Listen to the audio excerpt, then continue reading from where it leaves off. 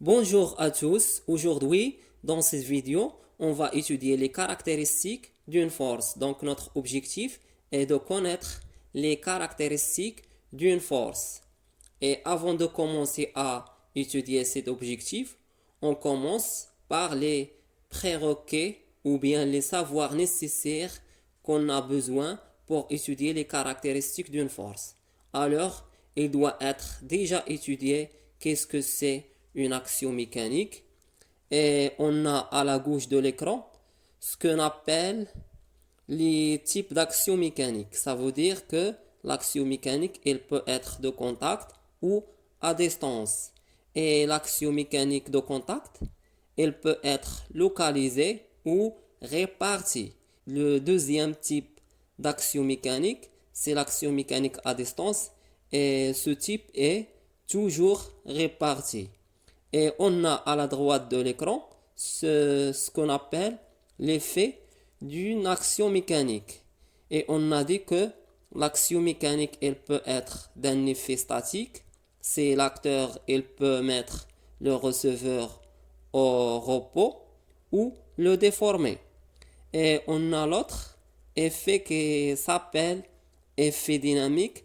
C'est l'acteur, il peut mettre le receveur en mouvement ou modifier son mouvement ou sa trajectoire. Et au-dessus du schéma, j'explique le lien entre une action mécanique et une force. Le lien ou la relation entre une action mécanique et une force est très simple, car on va considérer que chaque action mécanique, c'est une force, ou bien on va modéliser une action mécanique par une force. Pourquoi? Pour pouvoir étudier l'action mécanique et comprendre son effet. Et aussi pour bien expliquer l'effet statique et dynamique d'une telle ou telle force. Exemple, au lieu de dire que le joueur exerce une action mécanique sur le ballon, on dit que le joueur exerce une force sur le ballon. Donc, une action mécanique est équivalente d'une force. C'est la même chose. Maintenant, on passe à notre leçon. Grand T1, activité. Il y a un homme tire une boîte par l'intermédiaire ou à l'aide d'un fil. On s'intéresse dans cette activité à la force exercée par le fil sur la boîte. Dans les quatre cas suivants, on a K1, K2, K3, K4. Et dans chaque cas, il y a deux figures, figure 1 et figure 2. La question sur laquelle on va travailler au cours de l'activité est la suivante. En comparant entre la figure 1 et la figure 2 de chaque cas parmi les quatre cas ci-contre, expliquez ce qui change ou quelle est la différence entre la figure 1 et la figure 2 dans chaque cas au niveau de la force exercée par le fil sur la boîte. Alors, les données ou les informations qu'on peut tirer de l'activité sont l'acteur et le fil, et le receveur et la boîte. Et la force qu'on va étudier est la force appliquée par le fil sur la boîte. Et le système étudié est la boîte. Et le type de la force appliquée par le fil sur la boîte est de contact localisé. Et la question est d'expliquer qu'est-ce qui change entre la figure 1 et la figure 2 dans chaque cas. Alors, on commence par le premier cas, comme vous voyez dans l'écran. Je pose une question. Qu'est-ce qu'on observe entre la figure 1 et la figure 2 au niveau ou par rapport à la force appliquée par le fil sur la boîte? On observe dans la figure 1, la force de fil sur la boîte s'applique ou s'exerce en point A, le point de contact entre le fil et la boîte. Et dans la figure 2, la force s'applique en point B, autre point B. Donc, ce qui change entre les deux figures est le point où s'applique la force. Alors, on dit en général que chaque force est caractérisée par un point dans lequel s'applique la force. Et ce point s'appelle le point d'application. Mais si la force est de contact répartie ou la force est à distance, comment on peut déterminer le point d'application? Et la question maintenant est de déterminer le point d'application si la force est de contact répartie. On prend deux exemples. Exemple 1, la force appliquée par la table sur le cube. Et exemple 2, la force appliquée par la table sur le cylindre. Dans l'exemple 1, le point O est le centre géométrique de la surface de contact, le carré, entre la table et le cube.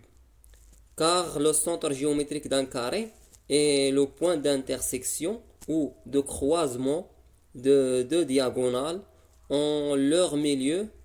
Dans l'exemple 1 est le point O, comme vous voyez dans la figure de gauche en rouge. Dans l'exemple 2, le point C est le centre géométrique de la surface de contact.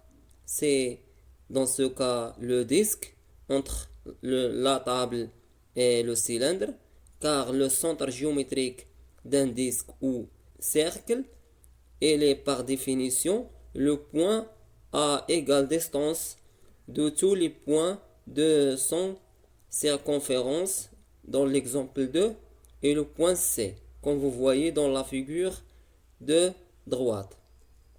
Donc, pour la force de contact répartie, le point d'application est le centre géométrique de la surface de contact dans l'exemple 1 et le point O et dans l'exemple 2 et le point C.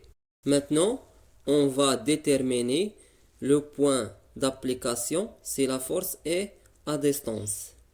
Si la force est à distance, par exemple la Terre exerce une force d'attraction sur le ballon comme indiqué dans la figure, le point d'application dans le cas d'une force à distance est le centre de gravité du corps qui subit la force. On note toujours par G majuscule au centre de gravité. Et qu'est-ce que c'est un centre de gravité? Physiquement, signifie le point où se concentre la force appliquée de type à distance. Et comment le déterminer? Elle est déterminée par l'intersection des plans qui divisent un corps en deux parties de masse équivalente. Généralement, dans votre niveau, on va voir seulement des corps géométriques simples comme la sphère ou le cube, puisque le centre de gravité se trouve au centre de corps comme indiqué la figure de sphère et la figure de cube. Et finalement, une force est caractérisée par un point d'application, quel que soit le type de force. On passe maintenant au deuxième cas. Dans ce cas-là, on observe dans la figure 1 la direction ou l'orientation de l'effet de la force du fil en rouge sur la boîte est horizontale. Et dans la figure 2, la direction de l'effet de la force est oblique. Donc, ce qui change entre les deux figures est la direction de l'effet de la force. C'est ce qu'on appelle la droite d'action ou la droite qui passe par le point d'application et qui a la même direction de l'effet de la force, quel que soit le type de la force. Elle peut être verticale, horizontale ou oblique. Donc, une force est caractérisée par une droite d'action. Le troisième cas. Dans ce cas-là, qu'est-ce qu'on observe? Quelle est la différence entre la figure 1 et la figure 2? On observe que dans les deux figures que la force a le même point d'application et la même droite d'action. Mais la différence est dans la figure 1, l'effet de la force du fil en rouge sur la boîte est de gauche vers droite. Et dans la figure 2, l'effet de la force est de droite vers gauche. Donc, ce qui change entre les deux figures est le sens de l'effet de la force. C'est ce qu'on appelle le sens. On peut exprimer le sens par l'expression de vers. Donc, ce qu'il faut retenir, qu'une force est caractérisée par un sens. Le quatrième cas. Dans ce cas, la force a le même point d'application, le point A, et la même droite d'action est horizontale, et le même sens de gauche vers droite. Mais la différence est dans la figure 1, le fil tire uniquement la boîte. Et dans la figure 2, le fil tire la boîte et un corps en rouge, entre parenthèses, qui se trouve sur la boîte, comme vous voyez dans la figure. Et cela nécessite une force plus intense, sa valeur plus grande pour tirer la boîte et le corps en rouge. Donc, ce qui change entre les deux figures est la valeur de la force, ou bien ce qu'on appelle l'intensité de la force. Donc, l'intensité d'une force est une grandeur physique et se mesure à l'aide d'un appareil s'appelle le dynamomètre et s'exprime en newton, de symbole N majuscule. Donc, une force est caractérisée par une intensité. Grande 2. Conclusion. La force est caractérisée par 4 caractéristiques. La première, le point d'application. Qu'est-ce que c'est le point d'application? Et le point de contact entre l'acteur et le receveur, c'est la force et de contact localisée. Et le point d'application est le centre géométrique de la surface de contact entre l'acteur et le receveur, c'est la force et de contact répartie. Et le point d'application est le centre de gravité de corps qui subit la force, c'est la force et à distance. Et la deuxième caractéristique est la droite d'action. Qu'est-ce que c'est la droite d'action? Et la droite qui a la même direction ou orientation que de la force et qui passe toujours par son point d'application. Et la troisième caractéristique est le sens. Qu'est-ce que c'est? Le sens est celui de l'effet de la force. Et la quatrième caractéristique est l'intensité.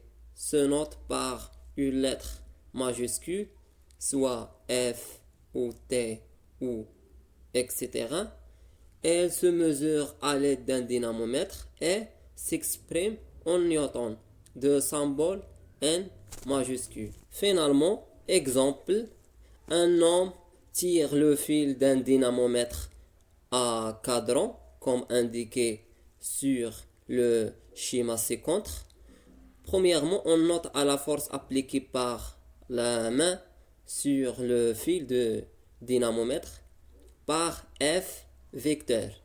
La question est donner les caractéristiques de F, de vecteur force F. Donc, d'après la figure, le point d'application A. Pourquoi? Parce que la force appliquée par la main sur le dynamomètre est de type de force de contact localisée. Et donc le point d'application est le point de contact entre la main et le dynamomètre. Deuxièmement, la droite d'action est verticale, comme vous voyez dans la figure, et le sens est de haut vers le bas. Quatrièmement, l'intensité, puisque l'aiguille de dynamomètre indique 5, alors F égale à 5 newtons. Et enfin, je vous remercie de votre attention et à bientôt à la prochaine vidéo.